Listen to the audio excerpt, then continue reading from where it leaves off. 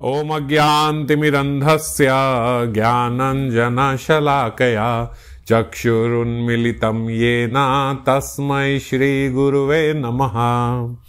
तो हम लोग श्री श्री राधा रस सुधा निधि से पाठ कर रहे हैं, श्रवण कर रहे हैं। कल हमने जो चर्चा करी थी उसमें श्रीपाद को पहले 2 श्लोकों में स्फूर्ति हुई वसंती रास की। उस वसंती रास में श्रीमती राधा रानी ने बीच में से अंतर्ध्यान हो गई रास शुरू होने से पहले, और फिर उसके बाद जब श्याम उनको ढूंढते ढूंढते गए तो श्याम बीच में विरह कातर अवस्था में मूर्छित हो गए, और एक मंजरी ने उनको देखकर किशोरी जी को और उनका मिलन कराया, उन्हें बुलाया। किशोरी जी ने अपने निज अंग से निज अंग संग रूपी संजीवनी उनको प्रदान करके उन्हें अपने बाहुपाश से लेके निकुंज की ओर गईं। और यहीं पे श्रीपाद ने किशोरी जी का लावण्य तो देखा, पर जब उनकी मुख माधुरी देखना चाहिए तो लीला में विराम हो गया। उसके बाद कातर प्रार्थना करी, और उनकी प्रार्थना के बाद आज के श्लोक में वहीं से लीला स्फूर्ति दोबारा से प्रारंभ हुई। यत् किंकराशु बहुशा खलु काकुवाणी नित्यं परस्य पुरुषस्य शिखंड मौलः तस्या कदा रस निधे वृषभानुजाया स्तत्केली कुंज भवनांगन मार्जनी श्याम। बहुत ही सुंदर स्फूर्ति श्रीपाद को स्वाभाविक तौर से उनके भीतर प्रकाशित हुई। इसको बाबा बताते हैं ये स्फूर्ति नहीं विस्फूर्ति है। विस्फूर्ति क्या है कि साक्षात्कार की तरह ही निविड़ आस्वादन होता है। साक्षात्कार की तरह मतलब जैसे हम लोग स्वप्न देखते हैं तो एकदम ऐसा लगता है ना सत्य में हमारे साथ हो रहा है। तो स्फूर्ति, ये विस्फूर्ति कैसी है कि ये जागते हुए, स्वप्न में नहीं, जागते हुए आपके सामने एक लीला चलनी प्रारंभ हो गई, आपके हृदय में उसका विस्तार हुआ, और एकदम ऐसा आभास कि जैसे मेरे सामने हो ही रहा है और मैं भी उसमें एक पार्ट हूं। बिल्कुल ऐसा एकदम साक्षात्कार होता है। ये भाव राज्य की बात, इसमें एकदम साक्षात्कार, ऐसा नहीं कि कोई स्वप्न था वो फिर एकदम से टूट गया तो पता लगा नहीं ये तो सब नकली। साक्षात्कार हुआ है, साक्षात्कार आपके साथ हो रहा है। तो जब उसमें विराम आता है तो बड़ी कातरता पूर्ण रुदन, क्योंकि एकदम सामने सब हो रहा था और जैसे ही हम आगे देखने लगे तो वो हट गया। और जो इसमें आनंद मिलता है वो आनंद बिल्कुल वही जैसे जिसकी हम इस भौतिक जगत में कल्पना भी नहीं कर सकते। अब सोचिए, जिस आनंद की एक बिंदु की कल्पना इस जगत में नहीं हो सकती, वो यहां पे बैठे आनंद मिला और एकदम से स्फूर्ति में विराम आ गया, तो कितनी कातरता पूर्ण रुदन और प्रार्थना हृदय से निकलती होगी। तो उसी प्रार्थना को उन्होंने अभी इस श्लोक में किया, और इससे ही उनकी लीला की स्फूर्ति वापस प्रारंभ हुई।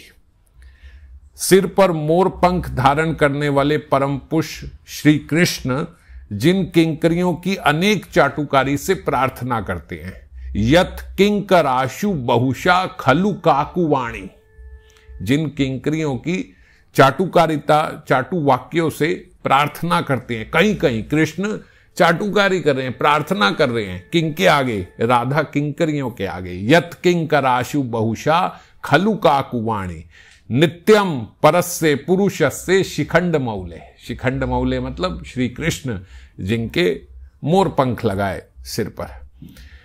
तस्से कधा रस निधे वृषभानु जाया, मैं उन रस निधि वृषभानु श्री राधा के केली कुंज भवन आंगन की मार्जनी कब बनूंगा। मैं कब झाड़ू बनूंगा उनके केली कुंज की, मैं कब बुहारी बनूंगा उनके केली कुंज की। तस्से कदा रस निधे वृषभानु जाया स्तत केली कुंज भवन आंगन मार्जनी श्याम।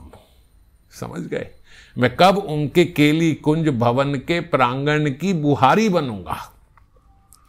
तो ये स्फूर्ति जब उनके भीतर, जैसे ही उन्होंने ये प्रार्थना करी तो उनके भीतर वहीं से लीला प्रारंभ हो गई जहां पे स्फूर्ति का विराम हुआ था कि श्याम सुंदर को किशोरी जी अपने निकुंज भवन के भीतर लेके जा रही है, और स्वामिनी की चपलता से नागर में भी चपलता आ गई, वापस से वो नागर में भी चपलता आ गई। स्वामिनी श्रृंगार रस के साथ खेल रही है, उन्मादिनी हो रही है, और प्रियतम भी खेल से तृप्त नहीं होते। मैंने कल भी ये बात आपसे चर्चा करी थी कि एक दूसरे को निहारते रहते हैं लेकिन ऐसे के परिचय नहीं। आदि ना अंत विहार करे, पर लाल प्रिया में भय न चिन्हारी। चिन्हारी मतलब परिचय।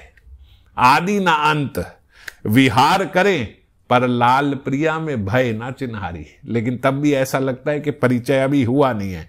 और किंकरी जो हैं, जब इस प्रकार निकुंज भवन में श्री राधा श्यामजू को लेके जाती हैं, तो किंकरियां कहां से देखती हैं? वो बाहर से कुंज रंध्रों से देखती हैं। जैसे कुंज बना हुआ है तो जो छोटे छोटे बाहर छेक हैं जिनमें से देख सकते हैं भीतर, इस प्रकार से कुंज रंध्रों में आंखें लगाए श्री युगल की लीला माधुरी का आस्वादन करती है। श्रीपाद भी ऐसे ही आस्वादन कर रहे हैं। और क्या देखते हैं? देखते देखते कि अचानक से लीला में एक भावांतर हो गया। भावांतर क्या हुआ कि भीतर बैठी किशोरी जी के मन में आई, अरे आप तो लीला प्रारंभ करने को थे, आप तो वहां पे रास प्रारंभ करने को थे, और वो रास छोड़ के हम लोग तो यहां विहार का आनंद ले रहे हैं, और हम तो यहां निवृत्त रूप से विहार का आनंद ले रहे हैं। पर मेरी सखियां, वो बेचारी तो वहीं खड़ी होंगी, वो तो परेशान होती होंगी, सोचती होंगी कहां चले गए श्याम, और तुम्हें ढूंढती भी होंगी और विहल भी हो रही होंगी। तो आप जाओ जाओ जाओ, जल्दी से उनको लेके आओ, उनके बिना अब मेरा मन नहीं लगेगा, मेरा मन कातर हो रहा है, मैं उनको देखे बिना अब शांत नहीं रह पाऊंगी। हम तो अकेले आ गए, मैं अलग से आ गई, और तुम भी मेरे पीछे पीछे यहां आ गए, पर कोई सखियां तो आई नहीं। सखियों का किशोरी जी बहुत ध्यान रखती हैं। ऐसा नहीं कि श्याम सुंदर साथ में आ गए तो अब सखियों का ध्यान नहीं है, क्योंकि सखियां किशोरी जी के प्राण है। सखियों में किशोरी जी के प्राण है, और किशोरी जी में भी सखियों के। किशोरी जी भी उनको अपने प्राणों की तरह प्रिय हैं, और सखियों को भी किशोरी जी प्राणों की तरह प्रिय हैं। और सखियां ही हैं जो इस लीला में और वैचित्री लेके आती हैं, और वैराइटीफुल बनाती हैं लीलाओं को। जैसे अब हिसार आदि के लिए जब लेके गए तो सखियां ही तो उसमें रौनक लगाती हैं, वही तो लेके जाती है। किस प्रकार अभिसार करना है, किशोरी जी को पहले ही ट्रेनिंग भी देती हैं कि ऐसे ऐसे चलना, ऐसा रास्ता होगा, आप ऐसे करना, आप ऐसे करना। विलाप कुसुमांजलि में तो लिखा है, जब किशोरी जी चलती हैं तो किंकरियां उनकी कमर पे ऐसे ऐसे हाथ करके चलती हैं, कहीं कमर लचक ना जाए, तो यूं एकदम साथ में हाथ करके उनको साथ लिए चलती है। और परस्पर के प्रति परस्पर की प्रेम शक्ति भी बढ़ाती है। कैसे? जैसे किशोरी जी की प्रेम भावना बढ़ाएंगे किशोर जू के प्रति, और किशोर जू की प्रेम भावना बढ़ाते हैं किशोरी जी के प्रति। सो मंजरी, तुलसी मंजरी जो होती है ना, तो मंजरी से ही भंवरा आके तुलसी पे बैठता है। आप कभी देखो कि तुलसी के पौधे पे जब मंजरी आती है तो मंजरी की बड़ी खुशबू होती है, और इसीलिए तो हम लोग बोलते हैं कि मंजरी हटाओ नहीं तो भंवरे कीड़े आ जाएंगे उसमें तुलसी, क्योंकि मंजरी जो है वो आकर्षित करती है। पर ये तो भौतिक जगत है, आध्यात्मिक जगत में भंवरा कृष्ण है, और किशोरी जी को आकर्षित मंजरी करती है, आकर्षित किशोरी जी के प्रति। तो जो मंजरी है उनका क्या कार्य है? वो किशोरी जी का इस प्रकार से श्रृंगार करेंगी कि श्यामजू आकर्षित हो जाए। श्याम का इस प्रकार से श्रृंगार करेंगे कि किशोरी जी का आकर्षण हो जाए उनके प्रति। तो परस्पर एक दूसरे के प्रति प्रेम शक्ति बढ़ाती हैं। अभिसार आदि के द्वारा श्री राधा गोविंद का मिलन संपादन कराती है। नायिका के वाम भाव को पुष्ट करती हैं। जैसे पिछली बारी हमने देखा कि किशोरी जी को जब मान हो गया तो, और उधर देखा कि लालजू मूर्छित पड़े हैं, तो तुरंत जाके ऐसे नहीं बोला कि चलो चलो जल्दी से वो मूर्छित हो गए, ये जाके नहीं बोला। ये जाके बोलेंगे तो किशोरी जी का एकदम वहीं पे हालत खराब हो जाएगी। ये सुन के कि श्यामजू मूर्छित हो गए, तो सीधा ये नहीं बताया जाके मूर्छित हो, क्या बताया? अरे वो बड़ी विरह कातर अवस्था में है, हार आधे करते लौटते फिरते हैं। जिनको तुम चाहती हो कि वो एक चरण नीचे ना रखे, वो पूरा शरीर उस कंटक भूमि में उनका लोटपोट हो रहा है। तो इस प्रकार से उनके प्रेम का और विस्तार करके उनके पास लेके गई, समझ गए, उनका आपस में प्रीति कराई। और गुरुजन आदि मतलब जो घर में बड़े हैं, जो सास ससुर हैं, सब हैं, या मैया है, यदि वो कोई बाधा डाले मतलब जैसे किसी दिन यशोदा माता श्याम सुंदर को बोलती हैं आज कहीं नहीं जाना, आज हमारे घर में हवन है, आज तुम कहीं निकलोगे नहीं।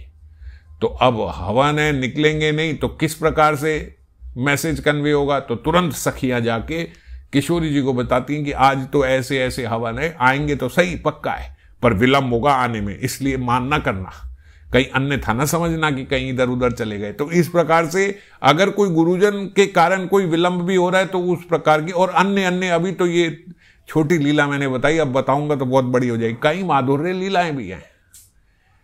कई बार किशोरी जी सुबह सुबह निकली श्यामजू के साथ से, तो श्यामजू का पीताम्बर लेके साथ में चली गई। अब घर पे गई तो देख लिया, अरे ये तो श्याम का पीताम्बर है। तो तुरंत सखियां फटाफट, अरे अरे तुम क्या देखती हो, वो तो सूरज की रोशनी में ऐसा पीला दिखाई दे रहा है, ये तो नीला ही, और तुरंत से वो हटा के नीला कर दिया। तो इस प्रकार से सखियां जो है अन्य अन्य रूप से गुरुजनों के द्वारा भी अगर कोई बाधा आ रही है या कोई कुछ है तो उसको जल्दी से फटाफट से उसका समाधान कर देती हैं। अतएव सखियों की सहायता के बिना ये लीला वैचित्री संपादित नहीं होती। इसीलिए बोला गया सखी बिना ऐ लीलार पुष्टि नहीं हाय, सखी लीला विस्तारिया सखी अस्वाद आए। अरे सखी के आस्वादन के लिए ही तो ये लीला है, और ये सारी लीला सखियों के बिना पुष्टि हो भी नहीं सकती, और सखियों के बिना ही इसका विस्तार भी नहीं हो सकता। सखी लीला विस्तारिया सखी अस्वाद आए।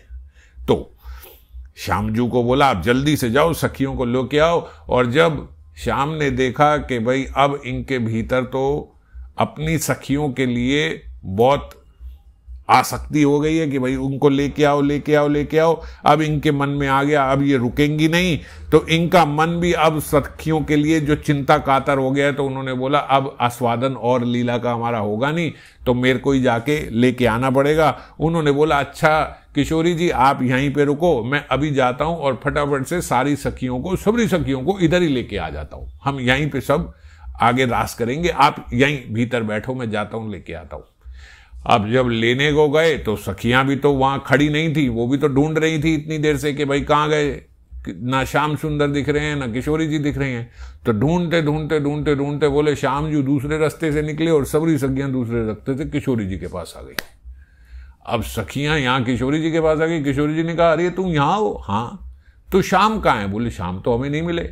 ओहो, जैसे ही सोचा अरे ये हमें बोल के गया था कि हम तो सखियों को ढूंढने जा रहे हैं और वो तो आए नहीं। अच्छा, अब शाम को लौटने में थोड़ा विलंब हो गया। क्यों विलंब हो गया? क्योंकि सखियां मिल नहीं रही हैं, अब वो ढूंढ रहे हैं सखियों को।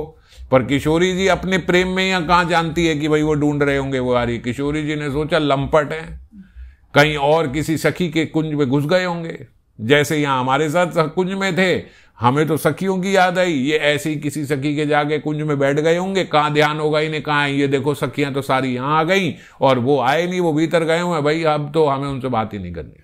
अब फिर किशोरी जी मान में आ गई और मान में आ गई तो जितनी मंजरी सखियां थी सबको बोला देखो कुंज द्वार पर खड़ी हो जाओ और अगर अब शाम यहां आ जाए तो कुंज के भी भीतर प्रवेश न करने देना, प्रवेश द्वार से ही बाहर कर देना। ठीक है किशोरी जी, सबरी मंजरियां जाके प्रवेश द्वार पर खड़ी हो गई। थोड़ी देर के बाद श्याम सुंदर आए। जो ही श्याम सुंदर आए भीतर घुसने लगे, रुक जाओ चलो बाहर। अरे श्याम सुंदर बोले भाई तो सखियों को लेने गया था, अब अंदर से इतनी चहल पहल सुनाई दे रही है, देख रहा हूं वो तो अंदर ही आ गई। तुम्हारी किशोरी जी नहीं भेजा था, अरे तुम्हारी स्वामिनी ने भेजा था लेके आओ। मैं तो जा रहा हूं इधर उधर लेके आने को हो रहा हूं और तुम मेरे को ही अंदर नहीं घुसने दे रही। बोले नहीं, तुम एक नंबर के लंपट राज हो। स्वामिनी ने बताया हमें तुम्हारी क्या चेष्टाएं हैं।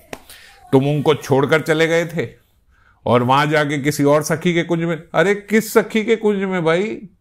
सखियां तो सारी यहां हैं, हम तो सखियों को ढूंढने गए थे और किशोरी जी के इशारे पे गए थे।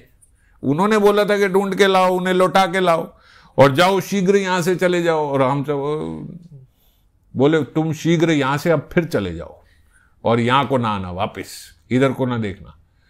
वो उनके अनुनय विनय कर रहे हैं मंजरियों के, तुम बात समझ क्यों नहीं रही हो? अगर तुम मेरा साथ नहीं दोगी तो कौन देगा? अरे तुम ही तो हो जो मुझे समझ सकती हो। किशोरी जी तो इस समय मान में जाके समझाओ कि वो मेरे प्रति जो उनका मान है वो अकारण है। अरे मैं कहीं नहीं गया था, मेरा कोई अपराध नहीं है, मैं तो जाके केवल उन्हें ढूंढने के लिए गया था। तुम्हारे अतिरिक्त मेरी कोई गति नहीं है, तुम ही कुछ कर सकती हो तो करो, जल्दी करो। लेकिन सखी मंजरियां तो एकदम, वो बोलती इतनी देर भी यहां खड़े मत हो, किशोरी जी हम पे क्रोधित होंगी कि यहां पे इतनी देर क्यों खड़ा रहो, तुम जल्दी यहां से निकल जाओ, अब तुम्हारा मुख देखना नहीं चाहती हम, यहां से निकलो। अब वो जो अनुनय विनय कर रहे हैं इसी को बोला, देखो यत किंकराशु बहुशा खलु काकू वाणी। किशोर जी प्रार्थना कर रहे हैं मंजरियों से, और मंजरियां जो है वो एक पैसे का भाव नहीं दे रही, बोल रही वो प्रार्थना कर रहे हैं तो प्रार्थनाओं के बदले वो ये बोल रहे तुम अभी भी विलंब कर रहे हो, यहां इतनी देर भी खड़े मत हो, किशोरी जी के क्रोध का कारण बनेंगे हम, तुम जल्दी निकलो यहां से निकलो। और यूं इतनी तेज आवाज में मत बोलो, तेज आवाज में बोलोगे किशोरी जी को और पीड़ा होगी कि तुम यहां पे आके ये सब करो, यहां से चले जाओ। तो बाबा बताते हैं देखो, अखिल ब्रह्मांड के जीव जिनकी करुणा के द्वार पर प्रार्थी बने बैठे हैं, ये सारा ब्रह्मांड जिनकी करुणा के लिए द्वार पर प्रार्थी बना बैठा है, और वो स्वयं राधाद्वासियों के द्वार पर प्रार्थी बने बैठे हैं। आप जिनकी प्रार्थनाएं कर रहे हो और इतनी अरबों खरबों प्रार्थनाओं के बाद जो सुनते नहीं हैं, वो राधादासी के चरणों में बैठ के प्रार्थना कर रहे हैं। इसीलिए हमारे गोस्वामी पादों ने प्रार्थना करी कि मैं बार बार तुम्हारी करुणा की ये प्रार्थना करता हूं स्वामी जी, मेरे पे ऐसी कृपा करो कि तुम मानिनी हो और तुम्हारी दीन दासी इस कृष्ण की चाटू प्रार्थना की पात्र बन सके। कभी ऐसा मौका तो हो कि तुम माननी हो और द्वार पर मुझे खड़ा करो, जरा मैं भी तो देखूं, जिसकी सारी दुनिया प्रार्थना करता है वो किस प्रकार अपने हमारे चरणों में बैठ के प्रार्थना करेगा, इसकी करती है। ये राधा दासियों का ही केवल प्राप्त धन है, और धन्य राधा दासियां और धन्य श्रीमन महाप्रभु जिन्होंने इस कलयुग में ये राधा दास्यम दिया, प्रदान किया। मधुर रस के अंतर्गत भाव की सेवा, और पहले रस की अनुभूति, और अंत में सेवा। सेवा तो बाद में मिलेगी, ये अनुभूतियां तो पहले ही मिल रही हैं, पहले ही अनुभूति प्राप्त हो रही है। तो वो बोलते देखो, रूप मंजरी, मंजरियों में सबसे प्रमुख रूप मंजरी है।